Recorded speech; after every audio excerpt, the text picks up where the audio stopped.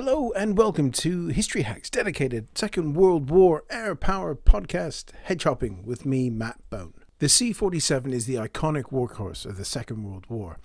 In our fifth Hedge Hopping sortie, we welcomed Adam Berry and Flight Lieutenant Seb Davey of the Battle of Britain Memorial Flight to the show, and we discussed the training of the 9th Troop Transport Carrier crews and the experience of that night of nights, when it is said that everything went wrong. In that episode, we pulled the night of the 5th and 6th of June apart and saw the incredible work of those crews and their C-47s. Now, with COVID restrictions easing, the opportunity to take hedge hopping on the road arose. So Boney Sr. and I were very kindly welcomed up to Coventry, where a D-Day veteran is currently under restoration. Fright is an incredible C-47.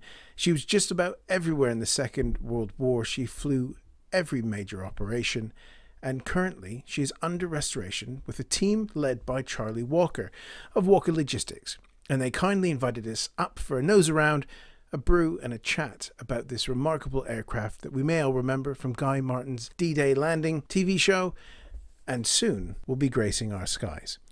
So the important thing to remember is this is an active restoration, so there is lots of riveting noises going on in the background. If you have headphones on, be aware that every once in a while there's two chaps busily working away to get this aircraft ready. So we hope you enjoy the visit up at Coventry with Charlie, and I'll be back after our chat. Charlie, thank you for having us down. We are standing next to your lovely aircraft. Why don't you give us a bit of a description, as audio is not really good for us telling people what we're going to see. Yeah, no, that's all right. It's good to have you here. Good to show you around and tell you a little bit about what we're up to.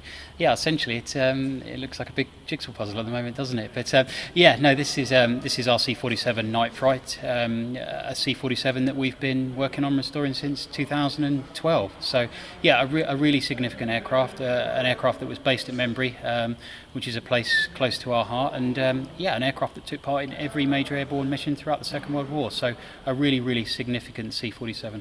Superb. So we're gonna have a little wander around inside of it, and just so everyone knows, they are working hard as we speak. So there will be lovely riveting noise going on in the background. So shall we go in, Charlie? Yeah, come on, let's go and have a look. You've done this before. It's definitely not the first time, but yeah, come on, have a look. I'll give you a bit of a guided tour if you like.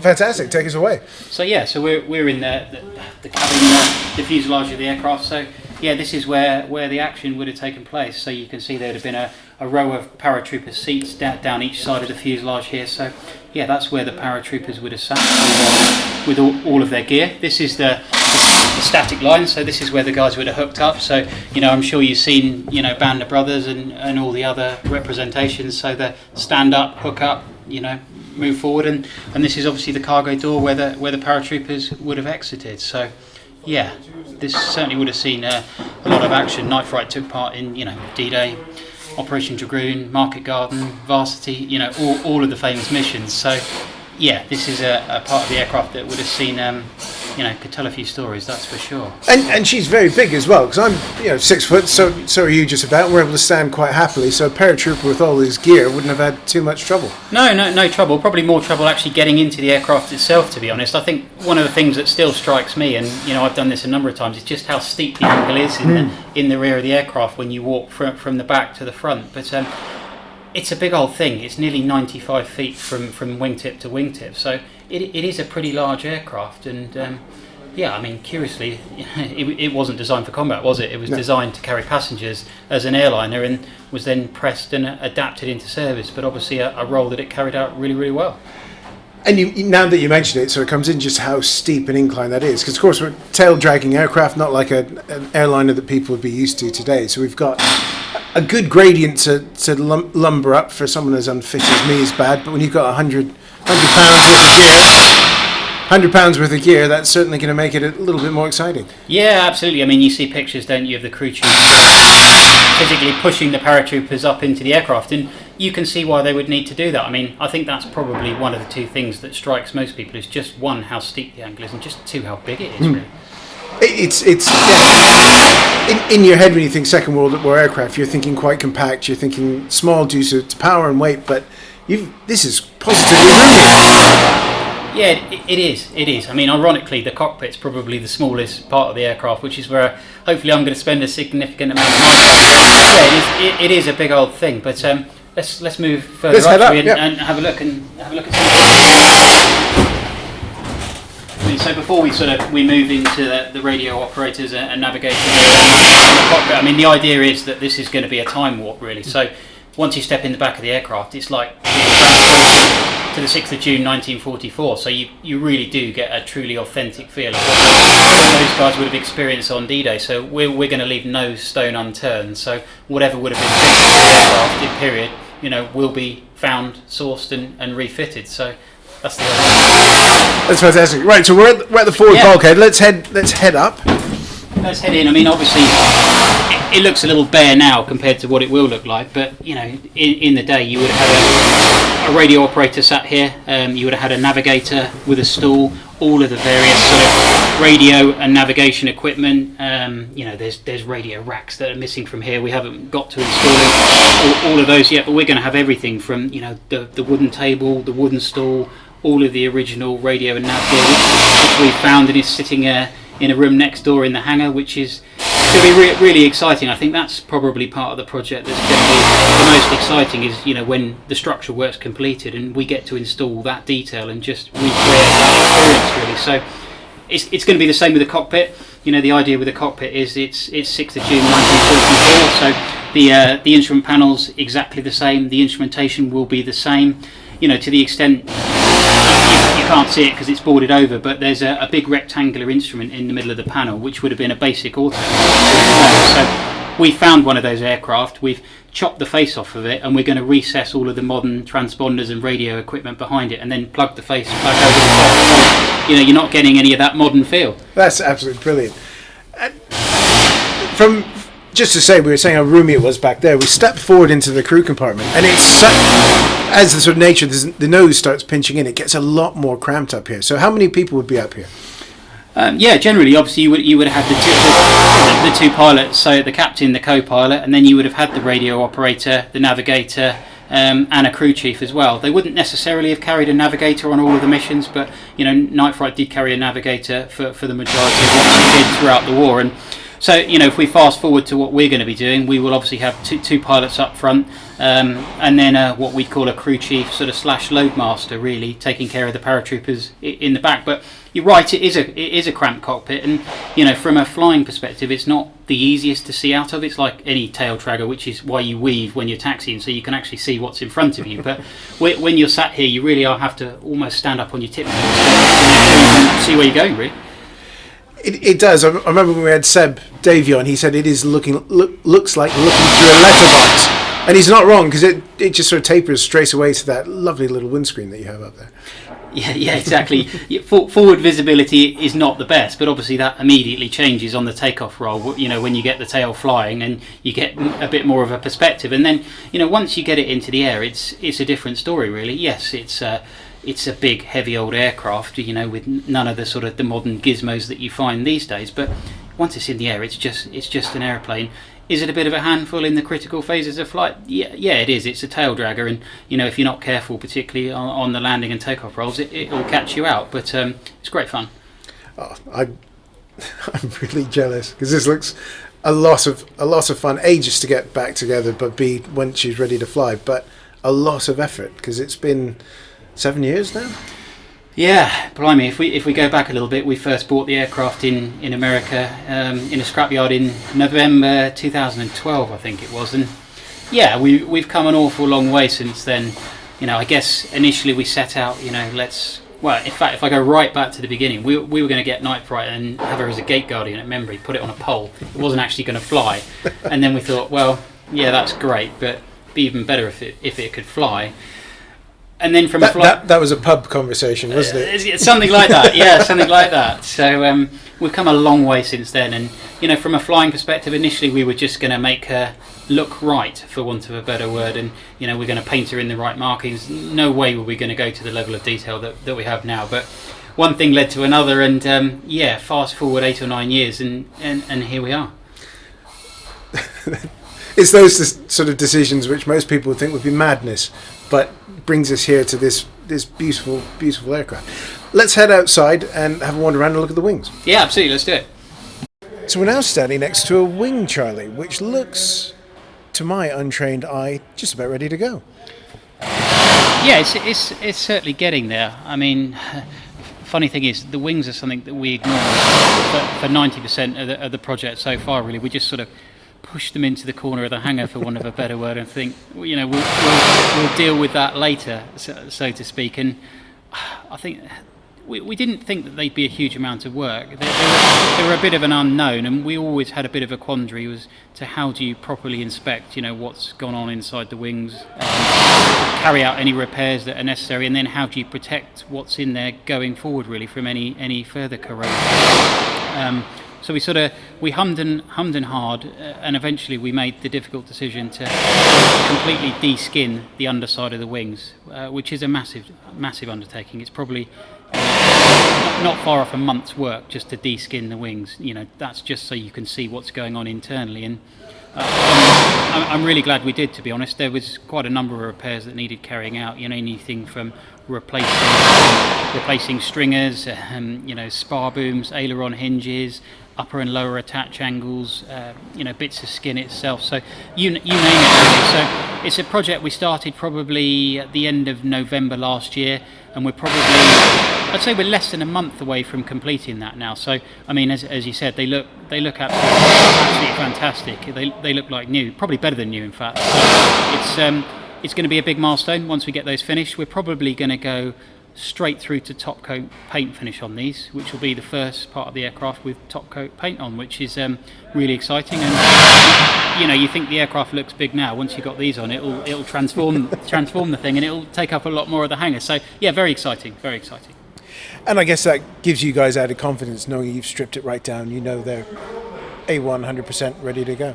Yeah, absolutely. You can never be too careful. And as I say, I'm really glad that we've done what we've done. It's been a major undertaking, both financially and time. It was 100% the right call, and I'm really glad we did it. Well, they look absolutely fantastic. Which, you know, it's just sort of annoying all the listeners, really, because they don't get to see it. You're saying about a month to go. Once you're ready, how long to fit and rig once they go on the fuselage? Yeah, that's a good question. I think actually I was just chatting to Ben, the project lead, this morning as to, you know, whether we want to attach these wings as soon as we finish them or not. And I think probably the consensus at the moment is we won't attach them straight away.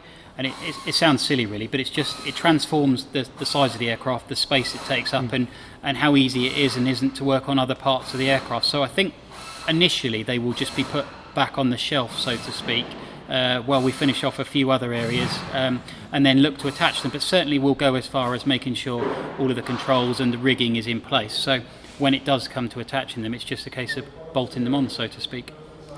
It'll be that IKEA thing. As soon as you put them on, you're going to go, we shouldn't have done that. Yeah, absolutely. Well, it's literally just a ring of bolts. I mean, I know the listeners won't be able to see that, but it is a ring of bolts to attach them. So it's that simple, really. So as long as all those holes line up, we should be all right. It's the moment of dread as well as truth. It's that old adage that they came off, so they'll go back on. You're going to regret saying that now. Probably. That's definitely staying in the edit. So, when we were talking before about how difficult it is actually to see inside of it, once these go on again, that's basically them done for the foreseeable future. It's difficult enough looking in, even with the small inspection panels that we can see on the top. Yeah, absolutely. That's the idea. This will never be need to be done again. You know, there are inspection panels, and you can open them up and, you know, for want of a better word, get a snapshot of what's going on inside there. But with what we've done, this aircraft will outlive us. That's for sure. One of the sort of geeky questions that'll come up: fuel tanks going in, they're going to be fully self-sealable D-Day spec, will they, or are you going to go slightly simpler with them? No, they're just going to be as was, to be honest. I mean, those are Whether those are the original fuel tanks to the aircraft during wartime, I'm not 100% sure really, but those are the tanks that the aircraft came with when we bought her. So those are what are going to go back in with a few repairs. There's a little bit of welding and patchwork that's had to take place on those, but no, they've been done. They've been leak checked and they're ready to go back in. So yeah, that's something that we're pretty close to achieving. The detail on it is stunning. Just there's something lovely about a freshly riveted section of aircraft, and your team have done an absolutely stunning job on this. Yeah, we're really lucky, to be honest. I mean, I don't think there definitely isn't too many places in the world where you could have a job like this done. And, you know, as you say, it's a testament to Ben and the team at Heritage Air Services here that they've done such a wonderful job. And, you know, no doubt we'll continue to do so. And, you know, we're really, really excited, you know, the day she's going to finally roll out of the hangar. And you can hear them hard at work in the background. Yeah, absolutely. They're beavering away, so that's riveting you can hear taking place in the background. So that's been a fairly continuous noise in the hangar over the last 4 months or so. So I think the team are probably fairly sick of the sound of the rivet guns. So I'm sure they're looking forward to the wings being finished as much as I am. So Charlie, I think one of the amazing things about Night Fright was she was everywhere, wasn't she? You know, we D-Day looms large, but that was just one evening for her in a long lifetime worth of work. Yeah, that's probably a pretty good way of putting it, to be honest. Yeah, absolutely. She's she took part in every major airborne mission throughout the war, and then obviously had another life again post-war. So yeah, built in Long Beach in 1943. And she went on to become part of the 436 troop carrier group. So the 436 arrived in Bottisford in the Midlands initially. It was at that point that Night Fright was assigned to the 436 troop carrier, and specifically the 79th troop carrier squadron, which meant that she was going to be based at Membry. And you know, the part of the whole reason for the project for us is Membry. That's where we're based as a family. That's where our family business is. So that's kind of where the whole thing started, really, with us looking into the history, what aircraft and squadrons flew from Membry, what roles did they carry out, and why was it so significant. And that's what led us to C-47's Troop Carrier Command, and then eventually Night Fright, which we found in a scrapyard in Arkansas in late 2012. So yeah, as you say, D-Day, obviously the most synonymous airborne mission with World War II, but Night Fright carried paratroopers and towed gliders as part of D-Day. She was part of a detachment of C-47 that were posted to Voltone in Italy to take part in Operation Dragoon, the invasion of southern France. She took part in Market Garden, in Varsity, did a double glider tow as part of that. So yeah, every major airborne mission you can think of, as well as, you know, all of the CASEVACs and resupply missions that I guess are not you know, quite so well publicised. But yeah, a huge amount of history, huge amount.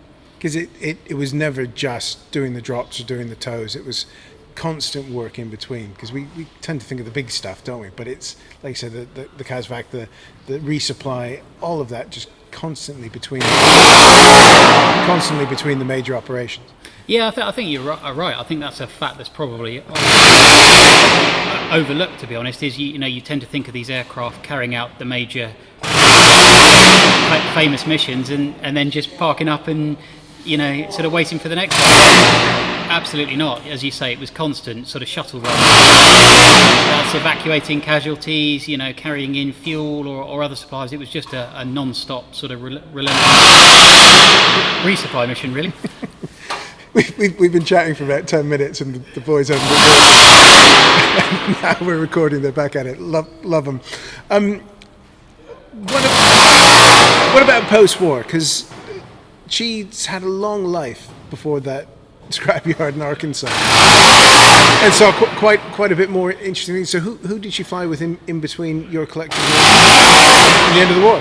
Yeah, no, absolutely. Another sort of her second life, really. So yeah, she flew for a number of different airlines, be that carrying passengers or hauling cargo, including livestock. So, you know, if I just pick on, so she flew for an airline called Piedmont Airlines, where she had various modifications. So an air stair door replaced the cargo door at the back, and obviously it would have had all the soundproofing and plush seats and interior, etc., etc. So that's one good example. She actually went back to Europe and joined the French Navy, where she trained naval navigators. So as part of that, we can see that the Astrodome was moved on the aircraft and various other modifications. She then went back to the States and flew for various different cargo operators, hauling car parts and live poultry, all sorts. And she ended up with over 60,000 hours on the airframe. Was listed on eBay, failed to sell in an eBay auction. We picked her up in a scrapyard shortly after that in late 2012. You really can get anything on eBay, can't you? You really can, and we really do, trust me.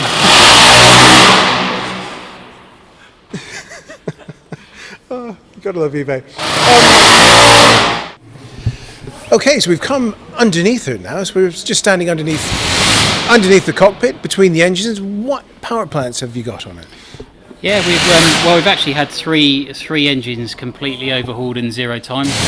All three of them in the States with 2 different companies. So these are Pratt & Whitney 1830s, twin Watts.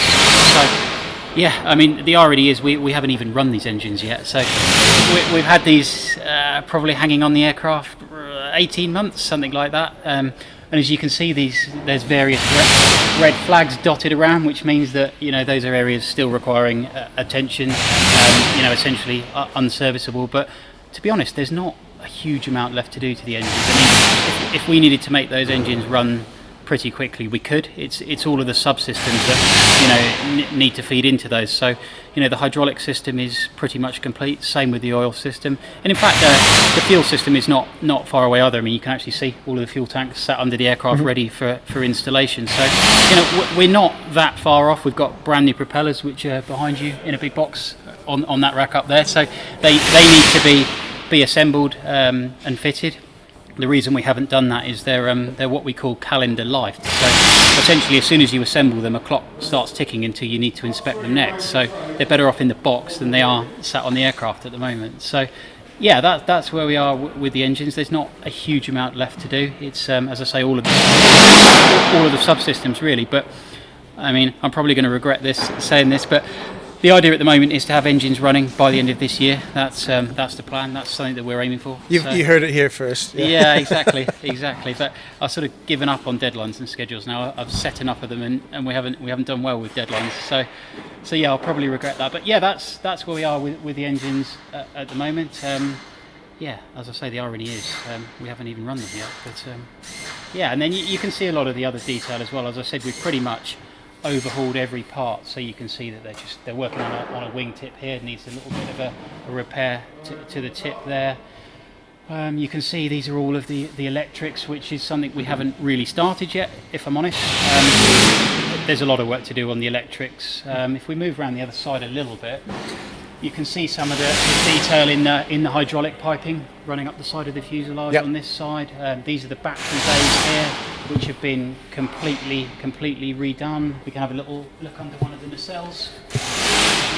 So you can see the landing gear, again, completely overhauled. I mean, just look at the detail in the nacelles. Those are the oil tanks up there, which have been completely overhauled as well. One thing I didn't mention on the engines which we're working on at the moment is a fire detection system, which is something we're just finalising at the moment. What else have we got to do? We've got the brakes to completely overhaul and fit. Fuel tanks there, you can see 4 of them have got to be installed. I mean, if we can dive under there a little bit, so you can have a look under here. So the centre section is ready to accept the fuel tanks. These tanks have all been repaired, leak checked, and essentially are ready to go. We were just waiting on a couple of little parts we needed to install them, just some bits of rubber to protect the centre section when the tanks are installed. So they're ready to go, but we've been concentrating on the wings for the last 4 months, so we kind of down tools on the rest of it really. So there's a lot of stuff that's ready to be fitted and installed. It's just waiting for us to get to it. So yeah, there's plenty that's been done, but there's plenty more to do. So things like the tanks, they're not time limited as well. It's just major major moving parts really that's going to have the inspection. Yeah, exactly. That's all for things like engines and propellers and stuff like that, really. But yeah, I mean, to all intents and purposes, it's a nut and bolt restoration. Though we've literally, when it arrived here, we took it apart piece by piece. The centre section was separated from the fuselage. The tail was removed.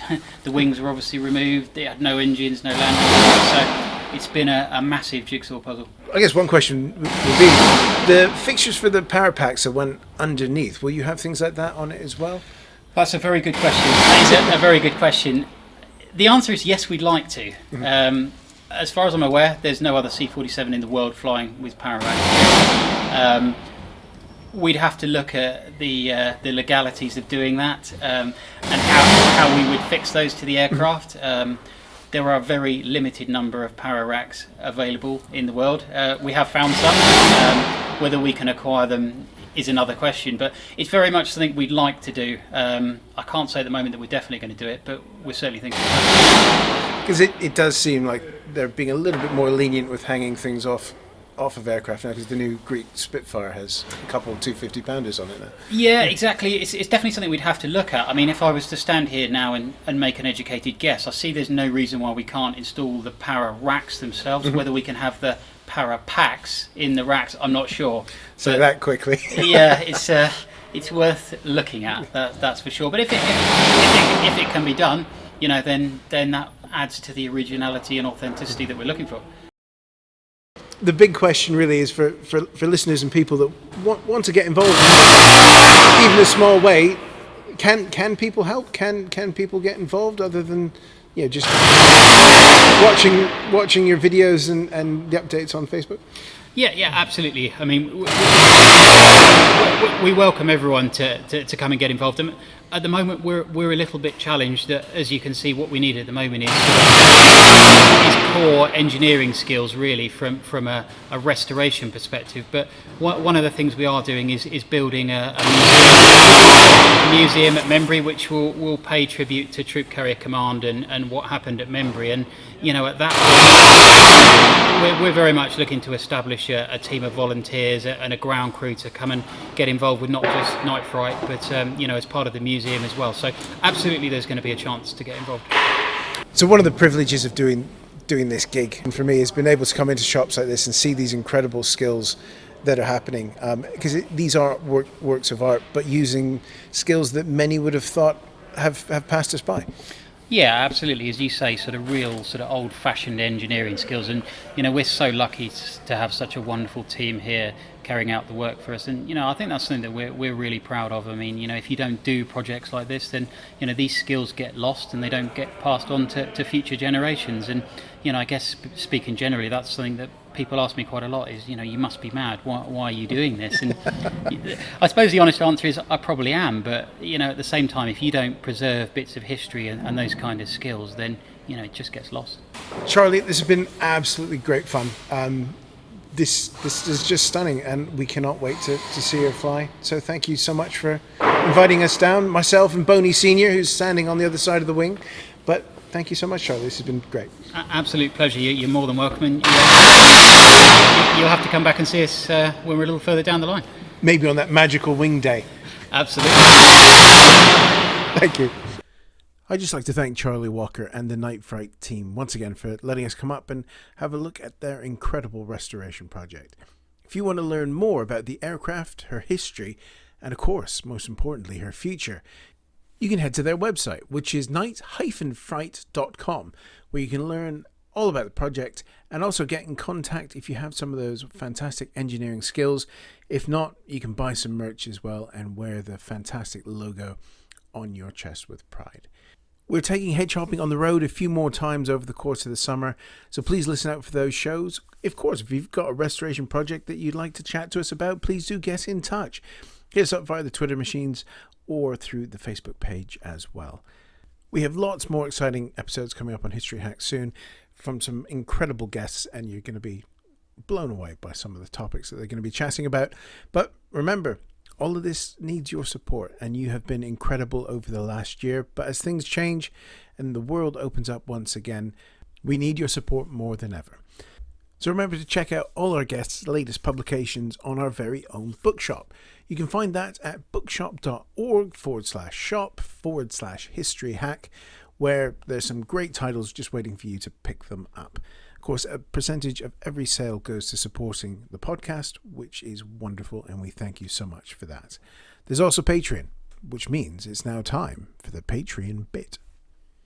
In 2020, when the boss ladies Alex and Alina started History Hack, the world was very strange, and unfortunately it looks like 2021 is going to be equally strange. We would love it if you're able to support the podcast in any way. It will allow us to keep up the regularity of the pods and also the great guests that we've been able to bring you over the last year.